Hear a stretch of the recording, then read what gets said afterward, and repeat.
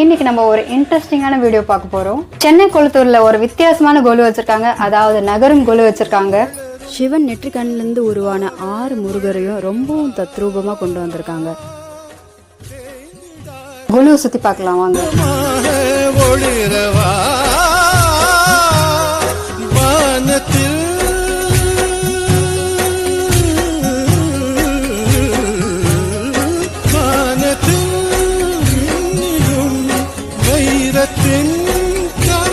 தோரணங்கள் கொண்டு வா